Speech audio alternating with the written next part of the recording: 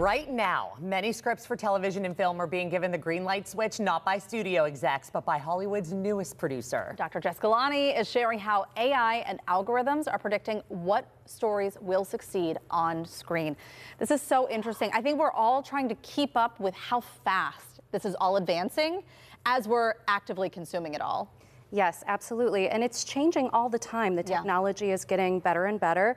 And I think it's something that, becomes an additional tool in the arsenal for media companies to be able to try to guard against a possible box office bomb, for example. Which can be very costly for them. Yes. Absolutely. And okay, so let's just get down to the basics here. How are they using AI to know what we're going to like and what we're going to not like? Because I feel like so often, especially with the box office, you will get these huge Lilo and Stitch, the live action remake, we're making a ton of money. And then I've never heard of that. What are you talking about? Yeah. So, I mean, the desire to kind of capitalize off existing success predates AI, but the way that AI is being used is to try to predict more precisely, using all sorts of data points, what kinds of audiences will go to the theater, what kinds will be the streaming people, what kinds will, pay for the digital download through Comcast or something like that.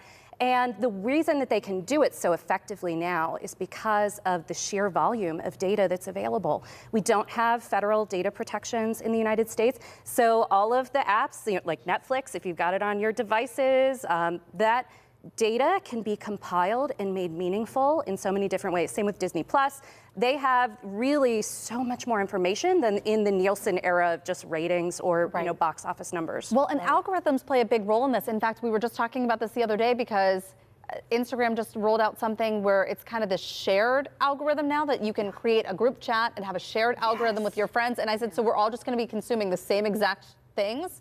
So now that adds another layer to it. Yeah. And that's always one of the big risks of algorithmic content ordering and suggestion engines like on Netflix. You can wind up in an echo chamber or filter bubble where you're only, like if you're really into true crime, you're only being suggested that kind of content and potentially missing out on something that you would really like.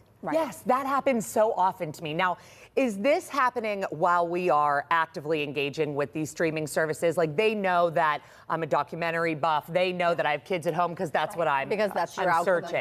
Yes, down to the minute. They know exactly when we abandon or pause. They know every detail of when we fast forward or jump back. Every bit of information that we give, if it's on, a touch screen, if it's YouTube, for example.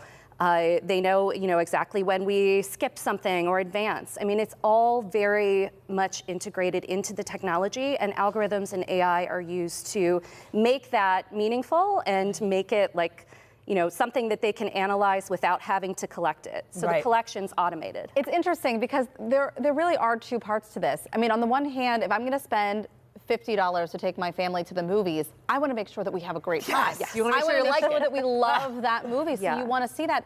On the other hand, you mentioned something about what are you missing out on? And if there's so much control on what the narrative is, what the content is, what the movie is or the show, what are we missing out on? And that's always such a huge risk when the central animating factor in media is to make a profit. So sometimes that means that we don't get the innovative, artful thing because they're relying so heavily on the data innovation and the algorithms and the AI.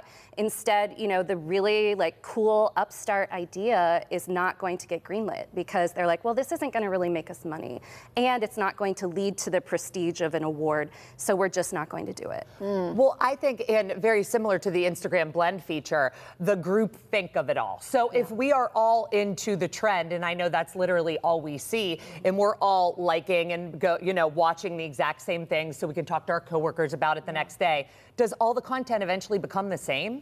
I think that's a huge risk. And, like last fall, I loved the movie Wicked, but you could not escape the marketing for it. And that was partly because Comcast owned the movie studio and I had Comcast. So I saw all of these ads for the movie constantly. And they could use it algorithmically to target me.